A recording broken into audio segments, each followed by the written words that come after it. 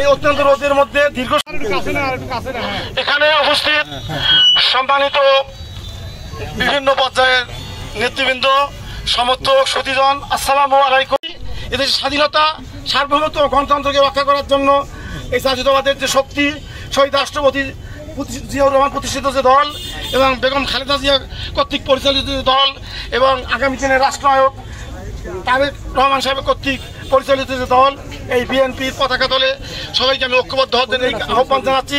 কেননা এদেশে রক্ষা করতে হলে, এদেশের গণতন্ত্রকে রক্ষা করতে হলে, মানুষের অধিকারকে রক্ষা করতে হলে বিএনপির বিকল্প নাই। এবং গাইবান্ধার মানুষ হিসাবে আমি একটি কথা বলতে চাই, আগামী দিনে আপনারা জানেন দেশের অন্যান্য অংশে আমাদেরকে বলে মফিজ জেলা, পশ্চাৎপদ জেলা। আপনারা শুনে আশ্বস্ত হবেন, 1 বছরের মধ্যে ইতিমধ্যে প্রায় 2000 কোটি টাকা বরাদ্দ নিয়ে আসছে গাইবান্ধা। যারা লেখাপড়া করে তারা নকল মুক্ত পরিবেশে লেখাপড়া করুক এবং তারা আগামী দিনের যোগ্য নাগরিক হিসেবে গড়ে উঠুক।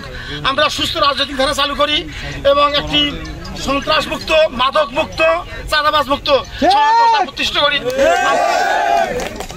গাইবান্ধার ব্যবসা বাণিজ্যের পরিবেশকে আমরা উন্নত করি, কারণ ব্যবসার বিকল্প নাই।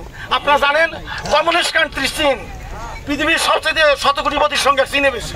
কারণটা কি? তারা একদিকে রাষ্ট্র নিয়ন্ত্রিত অর্থনীতি আর ব্যক্তি পরিচালিত, কারণ ব্যক্তির উদ্যোগ সার্বিক সমাজ ব্যবস্থার জন্য অত্যন্ত প্রয়োজনীয়। তাই আমরা যদি একটা পরিবেশ তৈরি করতে পারি এখানে, তাহলে ইনশাআল্লাহ আমরা গাইবান্ধা জেলার ব্যবসা বাণিজ্যের পরিবেশকে উন্নত করবো। আমরা দেশের যে উন্নত জেলাগুলো বলেছি, এই গাইবান্ধাকে আমরা সর্বাধিক দিয়ে একটি সমৃদ্ধ জেলায় পরিণত করতে চাই। এখানে শিক্ষার মান, শিক্ষার হার, এটা প্রথমত এটা দরকার, কারণ জাতির মেরুদণ্ড শিক্ষা, এটা আপনারা জানেন, আমরা সবাই জানি এটা। আর সবচেয়ে বড় কথা, আমরা সুস্থ ধারার রাজনীতি চালু করবো, যেখানে সকল মানুষের মর্যাদা থাকবে। একজন এমপি তার পারিবারিক ব্যবসা পরিচালনা করবে না, তারপরে ব্যক্তিকেন্দ্রিক ব্যবস্থা চালু করবে না এবং টাকার বিনিময়ে ডিওটা দেবে না, কোনো কাজের জন্য টাকা দিয়ে কিছু করতে হবে না। এরকম একটা সুস্থ পরিবেশ চালু করবো আমরা। এখানে সন্ত্রাস হবে না এবং চাঁদা মুক্ত পরিবেশ বিরাজ করবে এবং মাদক মুক্ত পরিবেশ। আমরা এই কথা বলি, আমরা এটা বিএনপির আদর্শ, আমার ব্যক্তিগত বক্তব্য নয়।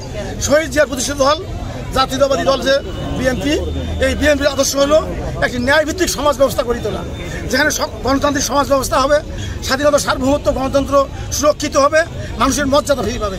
এদেশের মালিক যে জনগণ, সেই মালিকানাটাই তাদেরকে ফিরিয়ে দেওয়াটাই বিএনপির অন্যতম লক্ষ্য। একটা সুখী সমৃদ্ধ বাংলাদেশ গড়ে তুলবো আমরা তারেক জিয়ার নেতৃত্বে। এই রক্ত হলো শান্তির রক্ত। আমার ফাদার নিখিল ভারত কংগ্রেস করতে কলকাতা পরাগণ শেষ হয় এবং আমি যখন কিশোর বয়স পারিবারিক গ্রহণযোগ্যতার কারণে তখন সালিশ করতাম।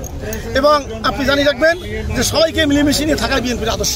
সেই আদর্শের বাইরে যাওয়ার কোনো সুযোগ আমার করি না, কেননা এটা আমাদের সমাজ ব্যবস্থাতে বাস্তব নয়। এটি একটা অরাজক সমাজ ব্যবস্থা সৃষ্টি করবে।